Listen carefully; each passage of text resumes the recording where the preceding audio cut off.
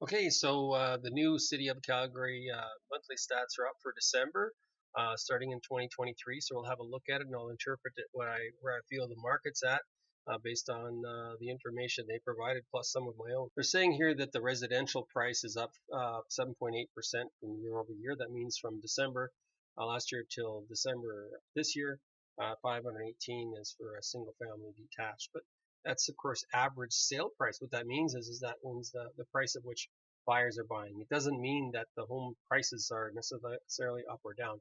Just keep that in mind. Okay, so here's December, and this is not uncommon for December. We don't get as many new listings in December. For anybody to say, hey, well, the market's down, I would say partially, December we had actual sales of 617 and new listings taken 495, which means that we actually lost over 100 listings on our inventory. But that's not surprising because a lot of people list their homes in December. It makes sense, right? And then, actual inventory, we had 1,061 of detached homes, and the ratio sales to list, we sold 125% of what we actually listed, which means we brought the inventory down. That makes sense from everything that we're seeing, right? Again, these are average sale prices. What this means is that what the purchasers are buying based on what they qualify for. It doesn't mean that the homes in these areas are necessarily up and down in value based on, benchmark price. I think that's one thing I want to always stress to people is that when they talk about benchmark price, they're just talking about average sale price. So in total sales, last year we did 1,700 sales in December of 2021, and this year it was 1,204, which is dramatically down, 30% down. Again, it looks like, it's really a matter of inventory and, how much inventory we got. Look, we only had new listings, we had 231 less inventory, and look at how much the inventory was total less, quite a bit less. So month of supply, I mean, it's kind of really skewed right now because the sales were actually, way down. It looks like because of, maybe the buyers just didn't have the product to buy there. So year over year, the average sale price is still is higher, and that is more relative to income. Did people get a lot more money to be able to qualify for a lot more? Probably not. So that is about $40,000 difference, right? Median price has moved up by about 30,000, 21,000. Again, that's not surprising. I mean, people didn't get raises to buy more expensive homes, if because the median price would still be very close, wouldn't it? People who were once looking at $600,000 homes are now looking at $500,000 homes with the new mortgage rates. So that's what that means. It doesn't mean that those prices got drifted down, but we'll look at that closer in a minute. And this really shows that months of supply and price changes. It really shows here that we don't have a lot of inventory. I mean, inventories. This is the blue lines are months of supply, and it's just really dwindled. Of course, this is in 2022. We just didn't have a lot of supply, and and frankly, I don't know where it's going to come from. And part of the problem we've got is can the builders build now for the same prices they did last year? And I think that because we have low inventory and increased building costs and everything else, it's seeming that to me that the prices are going to remain fairly high just because the new builds can't even compete. Okay, so when it comes to total sales, look at it's radically different, isn't it? It's 1,006 last year to 617. Sales are down 38%. Not surprising, right? Because we don't have the inventory, and of course December is always really pretty slow. But as far as new listings, we also had a lack of listings. We took 646 listings last year, and we have only taken in 495 this year in December. So the inventory as of last year with sales and everything actually was less than it was this year overall, which is interesting, but it's fairly close. So it tells us a lot. We'll see what happens when I look at the actual individual sales prices of homes, and that'll make a big difference on how we can see the market. And so we can see here from when we look at inventory and for each quadrant of the city, it looks here like to me that we've really got the highest amount of inventory is down in the city center, and it's priced pretty high. It's almost 800,000. And then our lowest supply is around, what is it, in the north, and that's 575 as an average sale price or benchmark price. So that's an increase of year over year of 13% in that price range. So that would be our In the Northwest, we got one. So we're like a month supply here. This is where there seems to be a lot of activity, right? And then when we get into even the South, it's almost the same. So that typical home that's, now 600,000, there's only a month supply of that type of property. And when it comes to sales, we have, less, sales. We had 75 sales and new listings 51 for the Southeast, for example. So we're losing listings there. In the East, we had 22. So that was pretty even. And in the Northeast, it's pretty even there as well. So we didn't make any, didn't lose any. City Center looks like it was 70 sales versus 58 new listings. So we're really coming up short in the South, and we're coming up short in the Northwest. We're coming up short in the North as well. So new listings are not coming as fast as the buyers would like. That'll also increase, that'll also diminish the sales. If, buyers don't feel that they have properties that they want to write offers on, that's also a factor as well. I mean, it's not just if we've got the inventory. Sales to new listing ratio is like, it's most of it's, well, just all of it's over 100%, meaning that it's basically all, supply is just not there. We're not listing as many homes, but that's probably pretty normal for December. We'll have to see what January looks like. This is one of the most interesting pieces of information right here that we could have. 2021 sales, in 2022 as a comparison, we started off the year, and I think, we were kind of coming out of COVID and we had this pent up demand. We had 1,200 sales in January of 2021 and 2,000 and in 2022. And, we superseded every month by like, this is 1,000 more sales in February. It's 1,000 more sales in March than the previous year. It's almost now, and then in April it kind of subsided. It was about even, right? Same amount of quantity of sales. Very similar quantity of sales in May. Very similar quantity of sales in June, and very similar sales in July. So all of this is very much has a lot of parity, right? Until you get to November and December, where we have our year this year, we're down 500, almost 500 sales for November, and almost 500 sales for December. And then when we look at inventory, let's look at new listings. Like inventory was 2,200 in December of this year, and inventory was 2,600. So there's like 500, 400 less in inventory. New listings again was 1,200 new listings in December last year, but only 1,000 this year. So new listings was in November was 19, almost 2,000 new listings in November of last year, and down by like 400. Okay, so I've captured something fairly interesting about our data. Now this is total residential. This includes condos, apartments, detached, everything. When you look at the sales for 2021 versus 2022, you see that we've got a situation where we have, when we talk about sales, we have quite a substantial increase in the beginning of the year when you look at year over year. So we got like 800 here. We got about a little over 1,000 here for February, and we've got almost a little over 1,000 here increase in sales. And then we've got, now it starts to get closer together when you look at sales for 21 and 22 in April, and then it's almost the same from that point on until we get down to November and December. And then we've got sales down for 2022, and we've got like we got them down, and we got listings, new listings down, or actually down as well.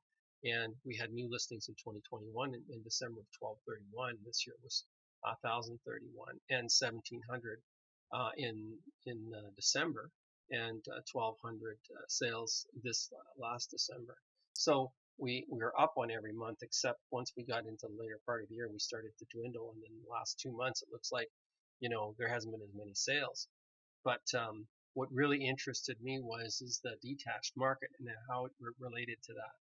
Now this is the detached only part of the market.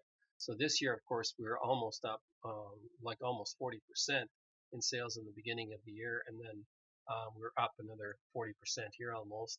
And then as we get into May, of course, now we get to very close to being similar. Where sales were actually in June, we actually did less sales of single family detached in June than we did the previous year. And then again we did less single family detached in July, and then we did less again in August, and we did less again in September, and so down the line, right? As we get here, we got less in December. We got 600 instead of, so we're down like 40% on single family detached. So what it looks like to me overall is that it looks like, that there's been a drift towards, lower priced property. When we look at benchmark price, are we dropping a benchmark price for this type of property? We're not. So when that's the average sale price of this particular segment, it hasn't dropped.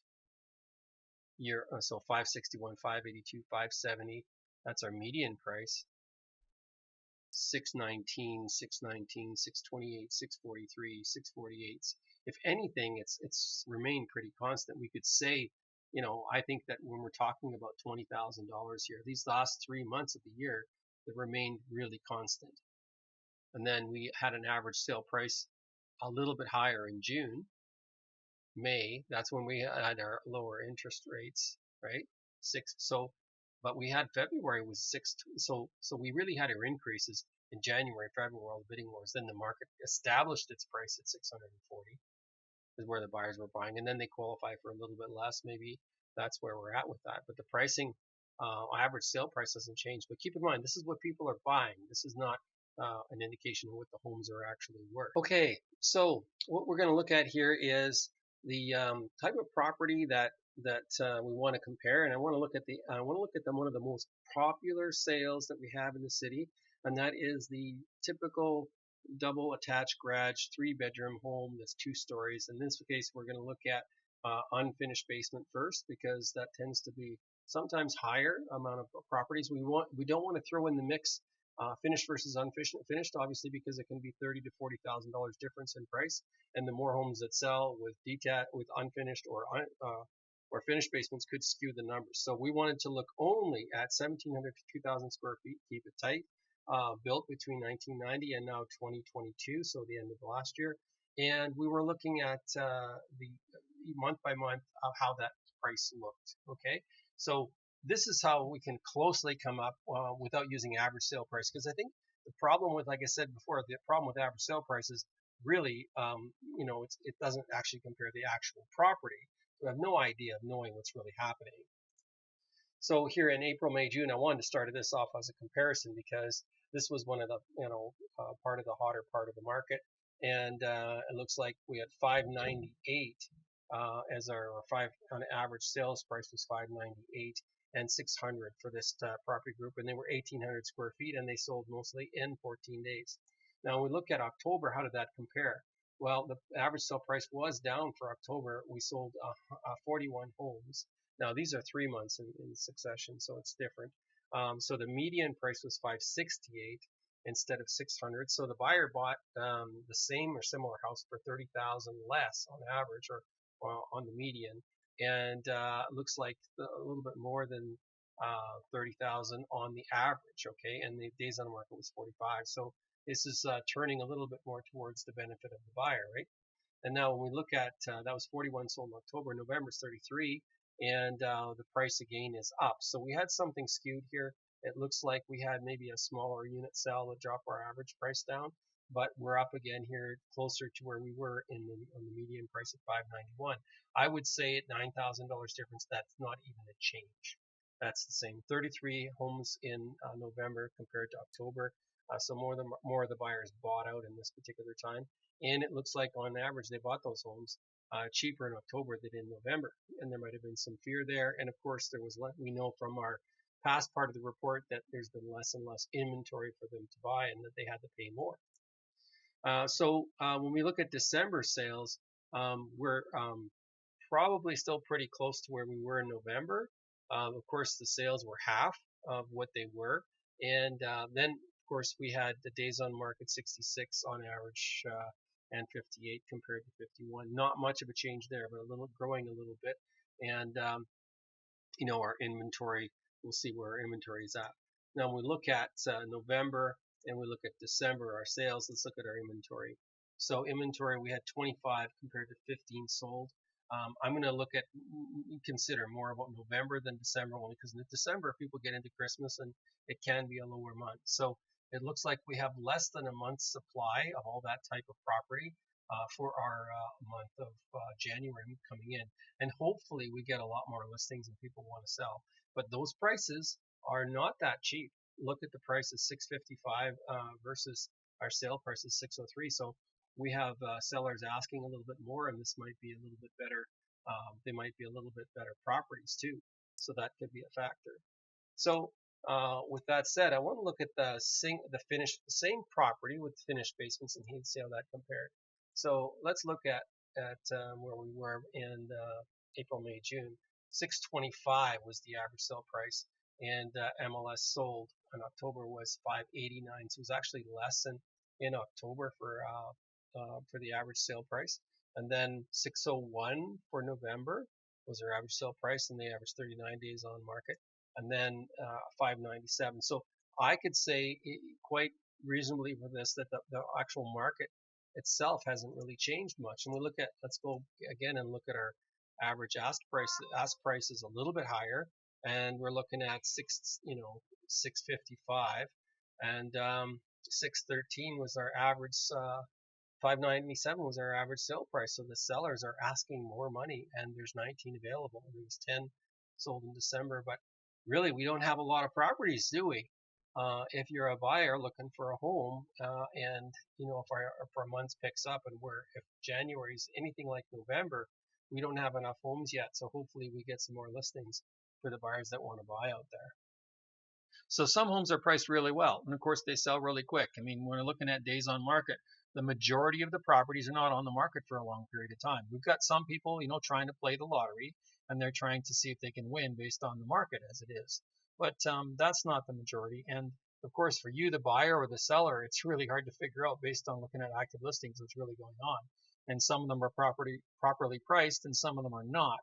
And you're not going to know that from the active listings. You're going to be looking at pictures and thinking that you know everything from the pictures. And of course, as we know with pictures, you get to the house and it's not even similar to what they're advertising. Once you look closely, the corners are tattered and worn. Now, if this property class doesn't fit with what you're looking for, or you want another evaluation, if you want it on your personal home, shoot me a message. If you want to have just another report run on apartments, condos, townhomes, all different property classes, look on my channel or shoot me a message to create one. If you've got a specific question regarding which way the backyards face, there's lots of questions regarding real estate. I'd certainly be happy to help you out finding out what the ultimate value, even on a single property that you're thinking about purchasing. So with that said, good luck and happy searching.